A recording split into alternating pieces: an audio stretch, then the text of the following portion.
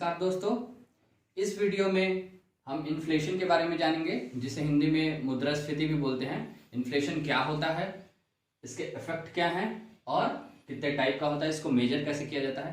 Competition exam में ये बहुत इंपॉर्टेंट चैप्टर है। इसके कॉन्सेप्ट को पूछा जाता है, इन्फ्लेशन बढ़ने से क्या प्रभाव होता है, किस पे क्या प्रभाव होता है। तो ये बहुत इंपॉर्टेंट चैप्टर है, इसको हम आज देखेंगे।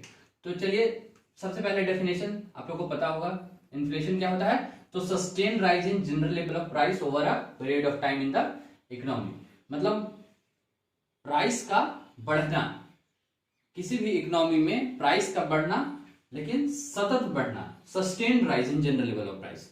ठीक है, और एक जनरल लेवल है, मतलब किसी एक पर्टिकुलर गुड्स एंड सर्विसेज का प्राइस बढ़ना नहीं, ओवरऑल एक जनरल लेवल ऑफ प्राइस बढ़ गया, शिफ्ट कर गया, तो उसे हम इन्फ्लेशन बढ़ते हैं। इंपॉर्टेंट टर्म है सतत राइज, सतत वृद्धि होता है ये इन्फ्लेशन। इन्फ्लेशन का इफेक्ट क्या है कि इन्फ्लेशन से क्या होता है कि fall of value of money, money का जो वैल्यू होता है वो कम हो जाता है इन्फ्लेशन से। और परचेजिंग, और उसको बोल सकते हैं कि purchasing power of the money, money का जो परचेजिंग पावर होता है, जिससे वो खरीदने की क्षमता होती है, वो क्या हो जाता है, कम हो जाता है। इन्फ्लेशन, महंगाई, प्राइस बढ़ने का दो कारण है, या तो डिमांड बढ़ जाए या सप्लाई कम हो जाए, क्योंकि प्राइस जो है वो डिमांड और सप्लाई पे डिपेंड करता है। तो डिमांड अगर बहुत ज्यादा बढ़ जा रहा है मार्केट में, तो क्या हो जाएगा, प्राइस बढ़ जाएगा, क्योंकि सप्लाई अगर रिमेन सेम है, सप्लाई अगर उतना ही है और डिमांड बढ़ गया है, तो इन्फ्लेशन बढ़ने का चांस है, प्राइस बढ़ने का चांस है। और अगर डिमांड सेम है लेकिन सप्लाई कम हो गया है, तो भी इन्फ्लेशन हो सकता है। तो इस कारण से बहुत सारे हम लोग टाइप्स भी देखेंगे। तो इसमें बहुत सारे की टर्म्स हैं। एक तो इन्फ्लेशन था कि इन्फ्लेशन होता क्या है, होप आप समझ में आया होगा कि एक सस्टेन राइज अगर जनरल लेवल ऑफ प्राइस में हो रहा है तो उसको हम इन्फ्लेशन बोलेंगे। उसका जस्ट ऑपोजिट वर्ड है डिफ्लेशन। डिफ्लेशन का मतलब क्या है कि अगर ये निगेटिव रेट ऑफ इन्फ्लेशन है, मतलब कि अगर inflation general level of prices जो है वो फॉल हो रहा है, अगर फॉल हो रहा है, प्राइस जो है वो फॉल हो रहा है, तो इसको बोलते हैं deflation. Negative rate of inflation is also called deflation. और डिसइन्फ्लेशन क्या होता है? तो डिसइन्फ्लेशन जो होता है वो होता है कि स्लो डाउन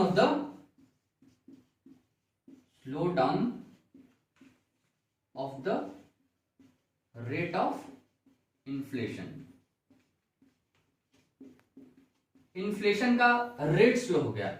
एग्जाम्पल से समझते हैं कि अगर 100 का कोई, अभी मान के चलिए 2015 में कोई प्रोडक्ट है जिसका रेट है 100 रुपया, और 2018 में इसका रेट हो गया 150, और 2021 में इसका रेट हो गया 170। तो यहां पे देखिए 2015 से 2018 जो इन्फ्लेशन हुआ, जो वृद्धि हुआ, वो 50 रुपया का हुआ, और 2018 से 2021 में इसका जो वृद्धि हुआ वो 20 रुपये का हुआ।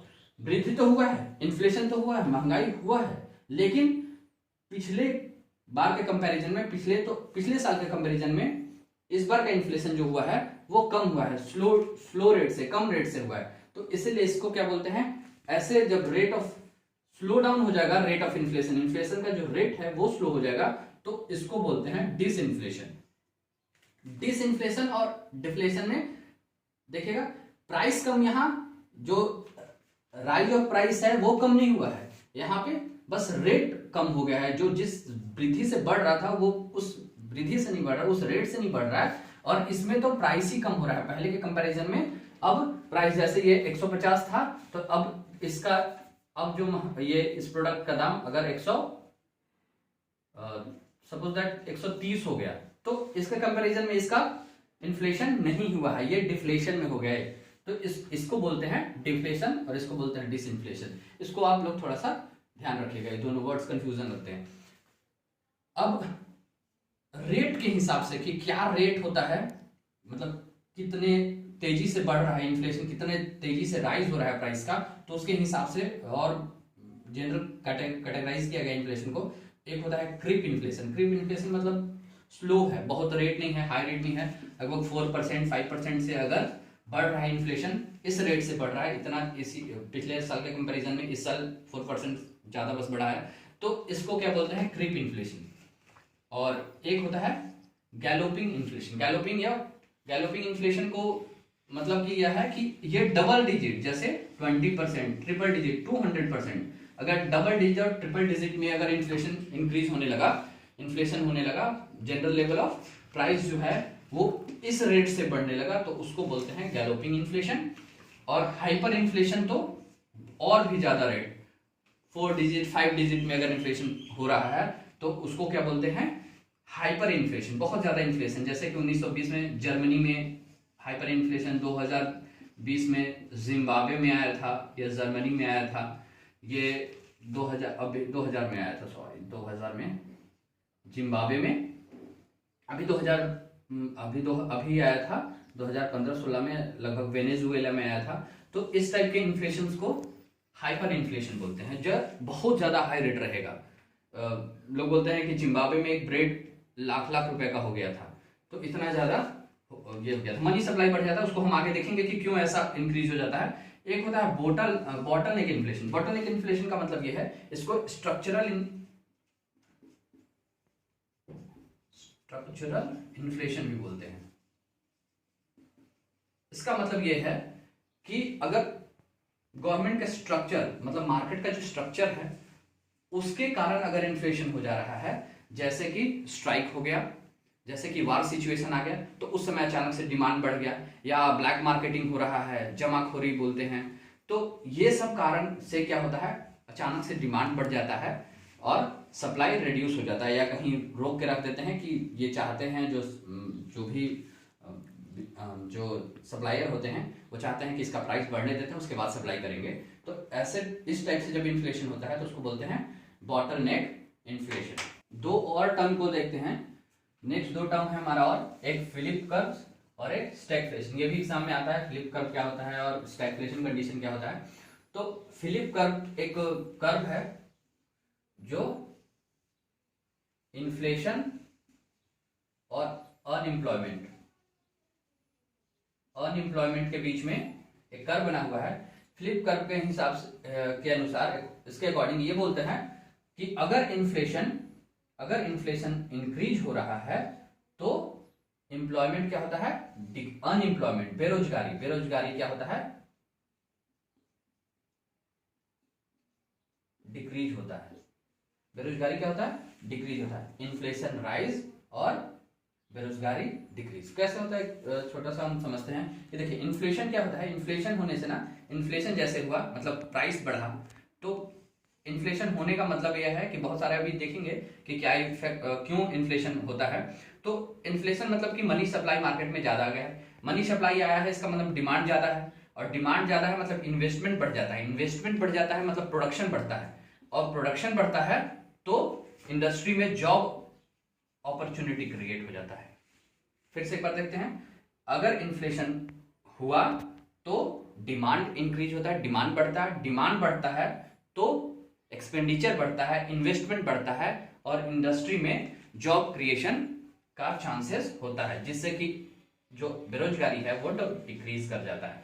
तो ये रिलेशन जो है वो फिलिप कर्व के द्वारा बताया गया है। उसी के जस्ट अपोजिट स्टैगफ्लेशन कंडीशन आता है। स्टैगफ्लेशन कंडीशन ये होता है कि अगर इन्फ्लेशन हुआ, इन्फ्लेशन के कारण इन्फ्लेशन होता है लेकिन स्लो ग्रोथ हो जाता है, और स्लो ग्रोथ होने के कारण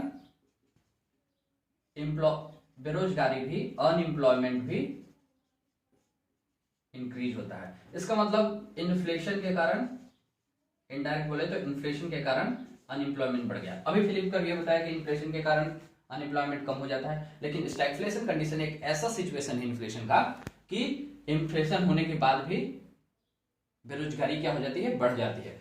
ये अगर स्टैगफ्लेशन कंडीशन तब होता है जैसे इन्फ्लेशन बहुत ज्यादा दिन तक रह जाता है, इन्फ्लेशन होते जाता है, और गवर्नमेंट और आरबीआई जो भी है उसको अगर इंटरवेन करके उसको नहीं कर पाती है, सही नहीं कर पाती है उसको, और इंक्रीज पे इंक्रीज होने लगता है। जैसे ये बताते हैं कि अगर इन्फ्लेशन बढ़ना स्टार्ट हुआ, महंगाई बढ़ना स्टार्ट हुआ, और उसी के साथ अगर कुछ पॉलिसी गवर्नमेंट और ये नहीं लाती है, इन्फ्लेशन बढ़ता है, इन्फ्लेशन बढ़ता है तो डिमांड बढ़ता है, अब डिमांड बढ़ेगा तो इन्फ्लेशन से महंगाई बढ़ेगा सबका, ये इन्फ्लेशन हुआ, डिमांड बढ़ा तो प्रोडक्शन बढ़ेगा। अभी जैसा हम लोग पढ़े कि प्रोडक्शन भी बढ़ना स्टार्ट हो जाएगा। लेकिन प्रोडक्शन बढ़ने के कारण ये जो लेबर है, सपोज दैट जो लेबर है, प्रोडक्शन भी इंक्रीज हुआ, लेकिन जो लेबर है उनका कॉस्ट ऑफ लिविंग हाई हो जाएगा, क्योंकि इन्फ्लेशन ज्यादा हो गया तो general level of goods and services का प्राइस बढ़ गया है, तो लेबर का कॉस्ट ऑफ लिविंग, जो भी लेबर है या जो भी इंप्लॉय है उनका कॉस्ट ऑफ लिविंग बढ़ जाएगा। कॉस्ट ऑफ लिविंग बढ़ने का मतलब यह है कि उनको जो भी रहने के लिए, जो भी उनको मेंटेनेंस करने के लिए दैनिक चीजों का आवश्यकता पड़ता है उसका बढ़ गया है, तो उनको वेज बढ़ाना पड़ेगा। अब ऐसा कंडीशन आया कि वेज अगर नहीं बढ़ाए, वेज नहीं बढ़ा तो उनको अगर सैलरी उतना ही मिल रहा है, गवर्नमेंट जो है गवर्नमेंट डीए नहीं बढ़ाए, तो ऐसे कंडीशन में क्या होता है कि लोग जो है वो सेविंग की तरफ जाना स्टार्ट कर देते हैं। सेविंग की तरफ जाना स्टार्ट कर देते हैं, इसका मतलब कि लोग ये सोचते हैं कि अभी पैसा बढ़ा हुआ है, हम कंजम्पशन तब करेंगे जब थोड़ा सा कम होगा, क्योंकि बहुत ज्यादा इकोनॉमिक्स को देख के लोग तो ऐसा करते नहीं है। हमारी जो इंडियन पब्लिक है वो ज्यादा इकोनॉमी को समझ के उतना ज्यादा खर्चा करता नहीं है, वो देखता है कि महंगा हो गया है सामान तो हम अभी थोड़ा सा खर्चा कम कर देते हैं, और उन लोग सेविंग करने लगते हैं कि जब ये सोच लेते हैं, मतलब डिले कर देते हैं अपने कंजम्पशन को। तो जैसे कंजम्पशन डिले होता है तो डिमांड फिर से डिक्रीज होना स्टार्ट हो जाता है। तो डिमांड अगर डिक्रीज होना स्टार्ट हुआ, इसका मतलब क्या हुआ कि इन्फ्लेशन, डिमांड और डिक्रीज हुआ, इसका मतलब फिर कंजम्पशन में लोग क्या करते हैं, ये प्रोडक्शन जो है वो डिक्रीज हो जाएगा। प्रोडक्शन डिक्रीज हो जाएगा तो जो इंडस्ट्री है वो लेबर को निकालना स्टार्ट कर देगी, क्योंकि प्रोडक्शन हो नहीं रहा है, लेबर को रखेंगे नहीं, तो इससे क्या हो जाता है, एम्प्लॉयमेंट, जो अनएम्प्लॉयमेंट है वो बढ़ जाता है, एम्प्लॉयमेंट डिक्रीज हो जाता है। तो ये कंडीशन होता है कब, जब इन्फ्लेशन को कंट्रोल नहीं किया जा रहा है, इन्फ्लेशन अगर बढ़ते ही बढ़ते जा रहा है, तो एक ऐसा कंडीशन आ सकता है कि ये जो कंडीशन हो, जो फिलिप कर्व जो बताए हैं कंडीशन, उसके उल्टा स्टैगफ्लेशन का कंडीशन जाएगा, इन्फ्लेशन बढ़ रहा है और अनएम्प्लॉयमेंट भी बढ़ते जा रहा है। खूब समझ में आएगा आपको। तो ये होता है फिलिप्स कर्व और स्टेगनेंट कंडीशन। अब हम इन्फ्लेशन के और कुछ टाइप्स देखते हैं जो कारण के अकॉर्डिंग डिवाइड है, क्लासिफाई किए गए हैं कि कारण के कारण मतलब किस कारण से जो हो रहा है उसके कारण कौन कौन से इन्फ्लेशन है उसको डिवाइड किया गया है। जैसे पहला है डिमांड पुल इन्फ्लेशन, दूसरा cost push inflation, core inflation, headline inflation and skewflation. Reflation को बाद में समझते हैं, पहले इनको देखते हैं। तो डिमांड पुल इन्फ्लेशन का मतलब क्या होता है कि अगर डिमांड के बढ़ने से, डिमांड सप्लाई नहीं, डिमांड अचानक से राइज हो गया है, तो उसके कारण जो भी इन्फ्लेशन हुआ, उसके कारण जो भी rise in general level of price में जो भी मूल्य में जो भी वृद्धि हुआ डिमांड के कारण, उसको बोलते हैं डिमांड पुल इन्फ्लेशन। जैसे कैसे प्राइस बढ़ेगा, किस कारण से बढ़ सकता है, तो इंक्रीज इन डिमांड के इंक्रीज होने के कारण। तो डिमांड एक तो सिंपल सा चीज है कि पॉपुलेशन अगर बढ़ जाता है तो डिमांड बढ़ता है, और पॉपुलेशन तो राइज होता ही रहता है। दूसरा चीज यह है कि अगर अचानक से पे कमीशन 6/7 पे आ गया, अचानक से पे कमीशन लग गया, तो लोगों के पास थोड़ा ज्यादा पैसा अचानक से आएगा। या फिर मनरेगा में पैसा मिलने लगा ज्यादा। या फिर और बोल सकते हैं कि जैसे अभी राहुल गांधी न्याय योजना पिछले साल चुनाव में लाने वाले थे, तो सब जितने भी बेरोजगार हैं उनको पैसा मिलेगा। तो इस टाइप से कुछ एमएसपी बढ़ गया, किसानों का अचानक से एमएसपी बढ़ गया, जिसमें एमएसपी बढ़ा तो किसानों के पास ज्यादा पैसा आ गया, तो लोगों के पास मनी सप्लाई इंक्रीज हो गया। क्या हो गया, मनी सप्लाई मार्केट में ज्यादा हो गया। तो मनी सप्लाई मार्केट में ज्यादा होने से डिमांड ज्यादा हो गया, और डिमांड ज्यादा होने से डिमांड पुल इन्फ्लेशन, डिमांड के कारण इन्फ्लेशन आ गया, तो उसको बोलते हैं डिमांड पुल इन्फ्लेशन। ठीक है। दूसरा है cost push inflation. Cost push inflation का मतलब है कि जो फैक्टर कॉस्ट है, फैक्टर कॉस्ट मतलब जो भी प्रोडक्ट को या गुड्स एंड सर्विसेज को बनाने में फैक्टर कॉस्ट लगा है। फैक्टर कॉस्ट मतलब जो भी प्रोडक्ट, जैसे एक प्रोडक्ट बन रहा है तो इसमें जो भी लागत आता है, जैसे कि ट्रांसपोर्टेशन हो रहा है कुछ, तो ट्रांसपोर्टेशन में फ्यूल सप्लाई हो रहा है, फ्यूल लगता है और फ्यूल का प्राइस बढ़ गया मान के चलो, या फिर वेज बढ़ गया, सैलरी बढ़ गया लेबर का, या फिर इलेक्ट्रिसिटी चार्ज बढ़ गया, या कुछ भी बढ़ गया, इनपुट जो भी लग रहा है इंडस्ट्री में, उस कॉस्ट जो इनपुट कॉस्ट है वो अगर बढ़ गया तो इसके कारण इन्फ्लेशन, इसके कारण अब इंडस्ट्री में जो भी प्रोडक्ट तैयार होगा पहले के कंपैरिजन में, जैसे पहले अब 100 रुपए में होता था तो वही फैक्ट्री में 110 रुपए में होकर निकलेगा। 10 रुपए बढ़ गया इन लोगों के बढ़ने के कारण, तो ये 110 रुपए बढ़ के होगा, तो ये 110 रुपए का प्रोडक्ट मिलने लगा। तो इसके कारण जो इन्फ्लेशन हो रहा है उसको बोलते हैं कॉस्ट पुश इन्फ्लेशन। इसमें अभी डिमांड ज्यादा नहीं बढ़ा है, ना सप्लाई कम हुआ है, बस फैक्टर कॉस्ट बढ़ने के कारण क्या हो गया, महंगा हो गया, तो उसको बोलते हैं कॉस्ट पुश इन्फ्लेशन। फिर एक होता है टर्म्स आता है कोर इन्फ्लेशन। कोर इन्फ्लेशन में क्या करते हैं कि जो हम फूड और फ्यूल ऐसे कोर जो सेक्टर हैं, तो ऐसे सेक्टर के इन्फ्लेशन में, क्योंकि ये सीजनल इन्फ्लेशन होता है, ये बहुत ज्यादा सेंसिटिव होता है, बहुत जल्दी जल्दी इन्फ्लेशन डिफ्लेशन इसका होते रहता है, तो इसको हटा देते हैं। जो भी इन्फ्लेशन काउंट करते हैं तो इसको एक्सक्लूड करके, इसको क्या करना है, एक्सक्लूड कर देना है। जब इन्फ्लेशन जब काउंट करेंगे तो इसको एक्सक्लूड करके बाकी जितने भी कमोडिटीज बचे हैं उन कमोडिटीज का हम general level of price increase हुआ है कि डिक्रीज हुआ है देखेंगे, तो उसका जब इंक्रीज होता है इनको हटाने के बाद तो उसको बोलते हैं कोर इन्फ्लेशन। हेडलाइन इन्फ्लेशन में सारे कमोडिटीज, इसमें सारे कमोडिटी, इसमें कोर और non core, core and non core, ये दोनों सारे ऑल कमोडिटीज, जितने भी कमोडिटीज हैं, जितने भी गुड्स एंड सर्विसेज हैं, सारे को इंक्लूड करके जब इन्फ्लेशन देखते हैं तो उसको बोलते हैं हेडलाइन इन्फ्लेशन। सीपीआई और डब्ल्यूपीआई के सारे जितने भी कमोडिटीज होंगे उसको सबको इंक्लूड करके हेडलाइन इन्फ्लेशन कैलकुलेट किया जाता है। स्क्यूफ्लेशन एक टर्म्स आता है, तो स्क्यूफ्लेशन क्या होता है कि जैसे कुछ मतलब फ्यू प्रोडक्ट्स के जो दाम है, गुड्स एंड सर्विसेज के दाम है, इंक्रीज होते हैं और बाकी के जो प्राइस हैं वो सेम रहते हैं। जैसे कि कभी कभी क्या ओनियन का प्राइस या फिर पल्स का, दाल का प्राइस, इनका प्राइस इंक्रीज हो जा रहा है, बाकी सारे का प्राइस कम है और इसके चलते इन्फ्लेशन हो गया है, महंगाई हो गई है, तो इसको बोलते हैं। ये अभी एक और भी कुछ बहुत सारे प्रोडक्ट्स ऐसे गुड्स एंड सर्विसेज होंगे जिनका बस, लेकिन बहुत सारे जितने भी सीपीआई और डब्ल्यूपीआई के गुड बास्केट होते हैं जिसमें प्रोडक्ट आइटम्स होते हैं जिसपे कैलकुलेट किया जाता है इन्फ्लेशन को, तो उसमें से बस कुछ ही प्रोडक्ट में ही बस वृद्धि हुआ है और बाकी के मूल्य में वृद्धि नहीं हुआ है, तो उसको बोलते हैं स्क्यूफ्लेशन। याद रखिएगा, इससे फ्यू प्रोडक्ट, अगर कुछ गुड्स एंड सर्विसेज के बस दाम इंक्रीज हुए हैं तो उसको स्क्यूफ्लेशन बोलते हैं। अब हम रिफ्लेशन को देखते हैं। तो रिफ्लेशन का मतलब सीधा सा है कि गवर्नमेंट और आरबीआई के द्वारा डिफ्लेशन से इन्फ्लेशन की तरफ जाना। किसके कारण? आरबीआई और गवर्नमेंट की पॉलिसी के कारण, आरबीआई की मॉनेटरी पॉलिसी और गवर्नमेंट का जो भी फिस्कल पॉलिसी है, तो उसके कारण डिफ्लेशन से इन्फ्लेशन की ओर करना, इसको रिफ्लेशन बोलते हैं। जैसे कि आरबीआई जो है वो मॉनेटरी पॉलिसी से जैसे रेपो रेट डिक्रीज कर दिया, लोन सस्ता कर दिया, ईएमआई सस्ता हो गया सबका, और गवर्नमेंट क्या करेगा, गवर्नमेंट एमएसपी बढ़ा देगा या फिर टैक्स रिड्यूस कर देगा, टैक्स को रिड्यूस कर दिया, एमएसपी को बढ़ा दिया।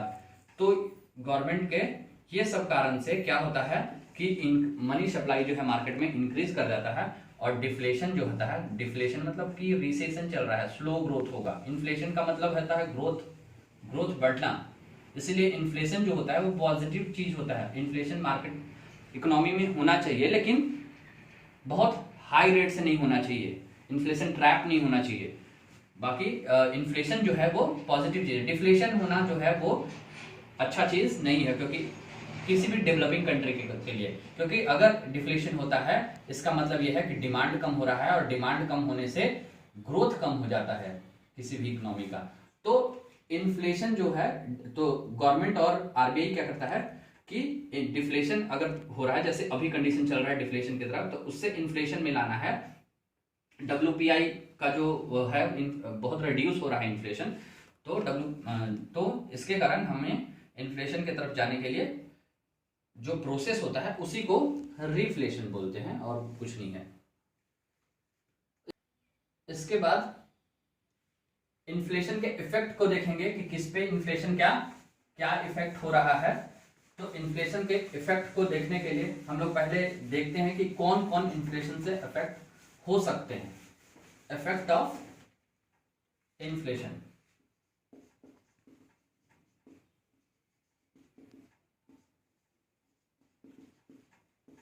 तो सबसे पहले लेंडर एंड बोरोवर, मतलब कि ये जो दे रहा है, लोन देता है, देने वाला और ये लेने वाला है।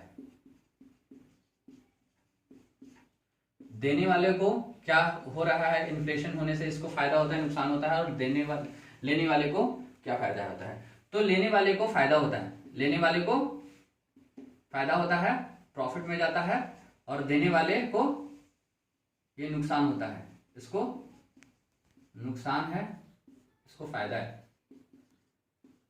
कैसे फायदा है, एक एग्जांपल से समझते हैं। अगर जैसे आप इन्फ्लेशन आप जैसे लिए हो किसी से, कोई एक दो आदमी की ही बात करते हैं, एक आदमी है ए, एक बी।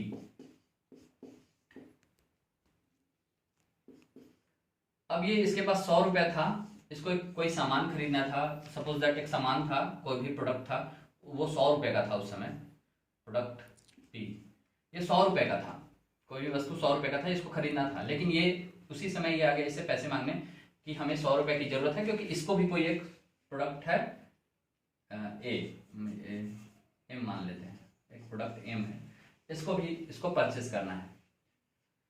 तो इस वस्तु को परचेस करने के लिए इसको 100 रुपए की जरूरत है, और इसको भी ये 100 रुपए में ये प्रोडक्ट मिलता। लेकिन ये आया, इसको जो बोला कि हम 5% इंटरेस्ट देंगे आपको, और आप ये 100 रुपए मेरे को दे दो। तो ये क्या किया, इसको दे दिया। तो ये 100 रुपए लिया और ये सामान को ले लिया, मतलब इस सामान को वो 100 रुपए में यहां से लेके और 100 रुपए में लिया और इसको परचेस करके रख लिया। ठीक है, उसके बाद ये 1 साल या 2 साल, जो भी 1 साल के बाद या 2 साल के बाद जो भी हुआ होगा डीलिंग, उसके बाद 5% इंटरेस्ट बोला था, तो ये लाके इसको 105 रुपया दिया। अब सोचा कि हम 105 हो गया, अब ये 100 वाला प्रोडक्ट हम खरीद लेते हैं, तो उसको 5 रुपए का फायदा हो गया, ये सोच के दिया था। लेकिन जब ये इन्फ्लेशन होने के कारण, मान के चलिए इन्फ्लेशन बढ़ गया और इस प्रोडक्ट का रेट हो गया 110 रुपया, जो भी हो 10 रुपये बढ़ गया, तो अब ये क्या करेगा, ये 105 रुपए इसके पास है और उस प्रोडक्ट को 110 रुपये बढ़ गया, तो अब ये परचेज नहीं कर पाएगा, इसको 5 रुपया कम पड़ जाएगा। अगर उस समय खरीदता तो 100 रुपये में खरीदता, लेकिन ये किसी और को दे दिया, और इसको क्या फायदा हो गया, क्योंकि ये प्रोडक्ट का भी मान लीजिए कि ये इसका भी दाम 110 रुपया हो गया, तो अगर ये नहीं खरीद पाता, ये लोन लेके खरीद लिया, तो ये फायदे में चला गया, और ये उधार दे दिया, इंटरेस्ट पे दिया, उसके बाद भी ये सामान को परचेज नहीं कर पाएगा। तो ये होता है कि जो लोन दे दिया है, क्योंकि वैल्यू ऑफ मनी का वैल्यू जो है इन्फ्लेशन के कारण रिड्यूस होता है, परचेसिंग पावर ऑफ मनी कम हो जाता है, इसीलिए जो लेंडर है, जो उसको पैसा वापस मिलेगा, वो अब उस वैल्यू का नहीं रह जाएगा जो उस समय वैल्यू का था, और ये जो बोरोवर था, वो जो उस समय पैसा लिया था, वो लेके अपना काम कर लिया, और उसके बाद मनी का वैल्यू कम हो गया, तो उसको कोई दिक्कत नहीं है। इसलिए बोरोवर फायदे में जाएंगे और लेंडर नुकसान में जाएगा। उसके बाद हम देखते हैं सेकंड, सैलरीड। जो सैलरीड एम्प्लॉय हैं, उन पे क्या असर पड़ता है, जो मतलब वेतनभोगी हैं। तो वेतनभोगी अगर जो कोई आदमी है, तो उसके लिए वो नुकसान है, वो डिस्करेज होता है, नुकसान में जाता है। क्यों? क्योंकि उसका फिक्स प्राइस है, और जिस रेट से इन्फ्लेशन, जितने मतलब हर बार इन्फ्लेशन इंक्रीज डिक्रीज होता है, इन्फ्लेशन राइज होता है, उसके हिसाब से उसका डीए इंक्रीज नहीं होता है, और उसका सैलरीड पर्सन उतना जल्दी एडजस्ट नहीं करता, उसका सैलरी उतना जल्दी एडजस्ट नहीं होता है जितना जल्दी इन्फ्लेशन होता है। तो इसलिए सैलरीड एम्प्लॉय को हमेशा नुकसान होगा, क्योंकि आप ये सोचो कि सैलरी पर्सन, उसको 10,000 रुपया मिल रहा है अगर सपोज दैट सैलरी, तो उससे उसको जितना कॉस्ट ऑफ लिविंग जितना हो रहा था, सबका प्राइस बढ़ने से उसको 10,000 रुपये में वो स्टैंडर्ड ऑफ लिविंग नहीं मिल पाएगा जितना वो पहले ले रहा था। तीसरा, सेल्फ एम्प्लॉयड।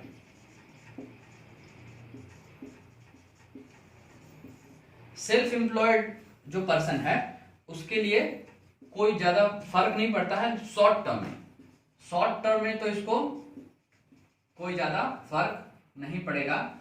क्यों नहीं पड़ेगा फर्क? क्योंकि सेल्फ एम्प्लॉयड है, अगर कहीं से उसको अगर कोई सामान महंगा मिल रहा है तो उसका भी जो मार्केट है वो भी महंगा, मतलब वो भी जो जिस चीज का मार्केटिंग कर रहा है, जिसका बिजनेस कर रहा है, वो भी उसको बढ़ के मिलेगा। इसीलिए शॉर्ट टर्म में तो उसको दिक्कत नहीं है, लेकिन लॉन्ग टर्म में अगर होगा तो ये भी अफेक्ट होगा, निगेटिवली इफेक्ट होगा, negatively affect in long term. तो ये समझ लीजिएगा क्यों होगा। आप लोग थोड़ा सा समझ सकते हैं अपने से भी कि ये क्यों हो रहा है, बाद में दिक्कत होगा। क्योंकि हर एक चीज का तो बिजनेस कर नहीं रहा, और बहुत ज्यादा कमोडिटी की वैल्यू बढ़ गई, और इसका जो बेचने वाला वो कमोडिटी का वैल्यू उतना ज्यादा, कोई एक पर्टिकुलर कमोडिटी को बेच रहा होगा तो उससे उतना ज्यादा उसको बैलेंस नहीं कर पाएगा।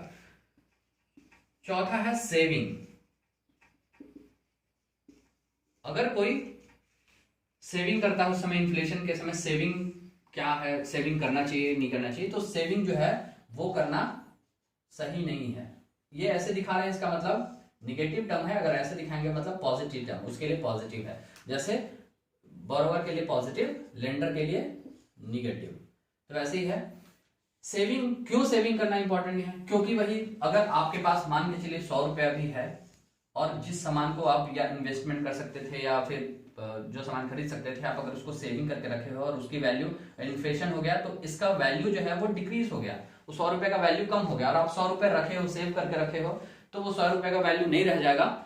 तो इसलिए, क्योंकि जैसे आप बाद में उसको करने जाओगे, बहुत जैसे जमीन है बहुत महंगा हो रहा है, आप उतना पैसा लेके रखे हो, अगर उसको जमीन उसी समय खरीदे तो आप खरीदने जाओगे तो उसका वैल्यू कम हो जाएगा उसी 100 रुपए का।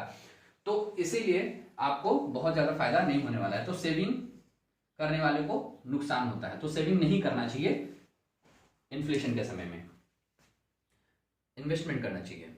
उसके बाद क्योंकि मनी का वैल्यू जो है वो डाउन हो चुका है। फिर नेक्स्ट फिफ्थ है जो एक्सचेंज।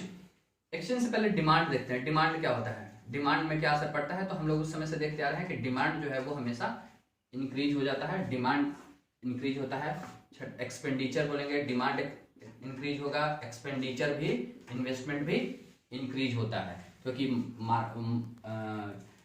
इन्फ्लेशन ज्यादा है, इसका मतलब मनी सप्लाई ज्यादा है, मनी सप्लाई ज्यादा है तो एक्सपेंडिचर ज्यादा होता है, और धीरे धीरे वो बूम पीरियड पहुंचता है। फिर डिमांड भी बढ़ता है, एक्सपेंडिचर भी बढ़ता है, इस समय डिमांड इंक्रीज होता है।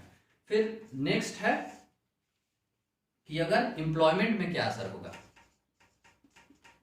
एम्प्लॉयमेंट।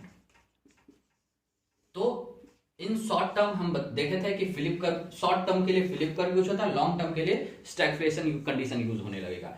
एम्प्लॉयमेंट स्टार्टिंग में तो अगर शॉर्ट टर्म इन्फ्लेशन हो रहा है तो एम्प्लॉयमेंट तो इंक्रीज होता है, लेकिन अगर लॉन्ग टर्म के लिए इन्फ्लेशन हो गया है लॉन्ग टर्म में तो रिड्यूस होना स्टार्ट हो जाएगा। तो लॉन्ग टर्म में रिड्यूस होता है, शॉर्ट टर्म में इंक्रीज होता है, ठीक है। उसके बाद हम लोग नेक्स्ट एक्सचेंज रेट पे देखते हैं कि क्या इफेक्ट होता है। एक्सचेंज रेट इसको मिटा देते हैं।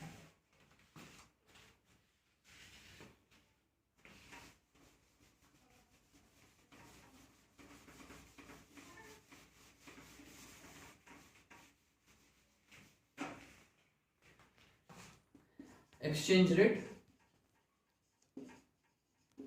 एक्सपोर्ट और इंपोर्ट, इन पे देखते हैं कि क्या असर होता है। तो एक्सचेंज रेट जो है वो बढ़ जाता है, मनी का वैल्यू कम हो गया है, मनी डिवैल्यूएशन में चला गया है, मनी का जो वैल्यू है डिक्रीज हो गया है, तो एक्सचेंज रेट क्या हो जाएगा, इंक्रीज हो जाएगा। एक्सचेंज रेट का मतलब जैसे डॉलर के कंपैरिजन में रुपया क्या हो जाएगा, डिक्रीज हो जाएगा। हमें अगर क्यों, क्योंकि यहाँ पे जो मनी का value, purchasing power of the money कम हो गया है इन्फ्लेशन बढ़ने के कारण, तो उस मनी का जैसे एक डॉलर 70 रुपए के बराबर था, तो अब $1 जो हो जाएगा वो 75 रुपए के, मतलब मनी का वैल्यू जो है वो, परचेजिंग पावर उसका कम हो जाता है इन्फ्लेशन में। तो इससे क्या होता है कि एक्सपोर्ट इंक्रीज कर जाता है, ये एक पॉजिटिव चीज है। इसीलिए डेवलपिंग कंट्री जो हमेशा चाहते हैं कि इन्फ्लेशन में रहें और मनी का वैल्यू हमारा डॉलर या दूसरे के कंपैरिजन में हमारा इंक्रीज ना हो। क्यों? क्योंकि एक्सपोर्ट, अब ये समझिएगा एक्सपोर्ट कैसे इंक्रीज हो जाता है, तो हमारा वैल्यू जैसे अभी एक इन्फ्लेशन होने का कारण $1.75 के बराबर हो गया, तो जो दूसरे देश वाले फॉरेनर्स $1 इन्वेस्ट करके यहाँ के $70 के सामान को परचेस कर पा रहे थे, वो $1 इन्वेस्ट करके $75 के सामान को परचेस कर सकते हैं। तो इसका मतलब यहाँ का सामान जो होता है वो सस्ता हो जाता है उनके लिए सस्ता हो गया, हमारे लिए भले महंगा हो गया लेकिन उनके लिए सस्ता हो जाता है वो। तो इसलिए वो एक्सपोर्ट क्या हो जाता है, हमारा बढ़ जाता है। इंपोर्ट रिड्यूस हो जाता है। इंपोर्ट क्यों रिड्यूस हो जाएगा?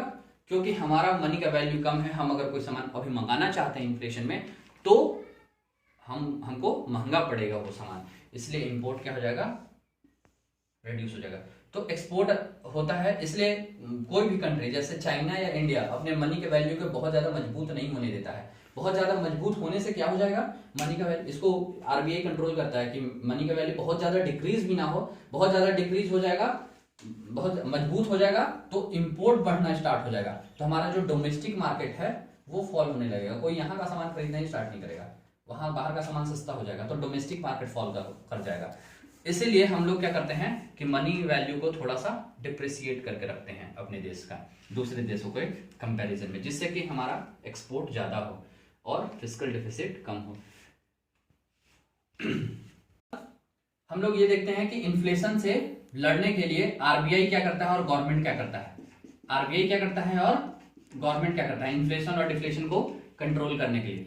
तो इन्फ्लेशन को कंट्रोल करने के लिए आरबीआई मॉनेटरी पॉलिसी के थ्रू लोन जो है वो सस्ता करेगा, रेपो रेट जो होता है वो डिक्रीज कर देगा, रेपो रेट डिक्रीज कर देगा, लोन सस्ता करेगा, इस तरीके से और इन्फ्लेशन को कंट्रोल किया जाता है आरबीआई के। और डिफ्लेशन है तो मनी सप्लाई बढ़ा देगा, लोन एक्सपेंसिव कर देगा, मनी सप्लाई इंक्रीज कर देगा, लोन जो है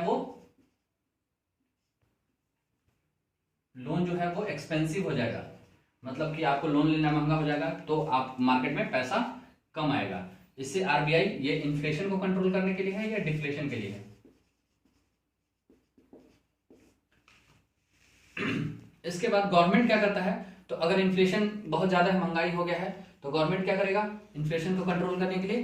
तो इन्फ्लेशन ज्यादा हो रहा है, मतलब इन्फ्लेशन ज्यादा हो रहा है इसका मतलब आप ये समझिए कि मार्केट में पैसा ज्यादा पहुंच चुका है, तो उसको कंट्रोल करने क्या करेगा, एमएसपी कम करेगा गवर्नमेंट। एक तो एमएसपी रिड्यूस कर सकता है, सब्सिडी जो दे रहा था वो रिड्यूस कर सकता है, टैक्स का जो स्लैब है वो मतलब टैक्स का रेट है, टैक्स रेट इंक्रीज कर सकता है, ये सारा काम गवर्नमेंट कर सकता है। आरबीआई को बोलेगा कि बॉन्ड इशू कीजिए, कौन सा बॉन्ड, क्योंकि वहां से पैसा मार्केट से लाना है तो बॉन्ड इशू कर दीजिए, कौन सा, तो सोवरिन बॉन्ड इशू करने के लिए बोल सकता है।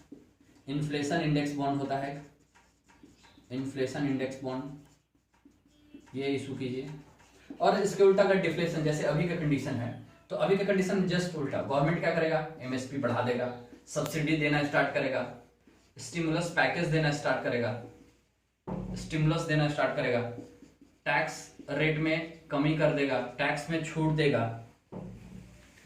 आरबीआई बैंकों को और जो भी नॉन बैंक हैं जितने भी वो हैं उनको राहत पैकेज के रूप में पैसा देगा, मनी सप्लाई देगा। बैंक और नॉन बैंक जितने भी हैं financial institute, bank and non bank financial institute जो भी हैं उनको मनी का मतलब राहत देगा।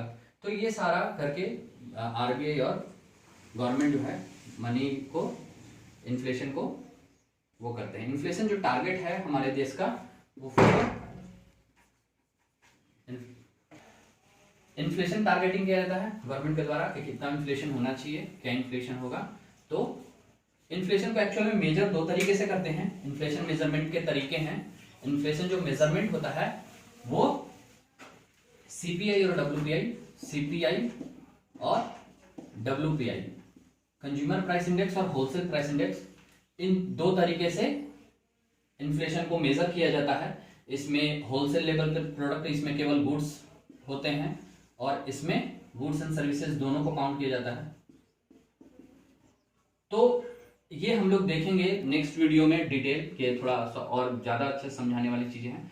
तो नेक्स्ट वीडियो में हम लोग सीपीआई और डब्ल्यूपीआई से कैसे इन्फ्लेशन को कंट्रोल किया जाता है इसको देखेंगे। होप आपको इन्फ्लेशन के कुछ कॉन्सेप्ट समझ में आए होंगे, और कोई भी डाउट है तो कमेंट कीजिएगा। Thank you.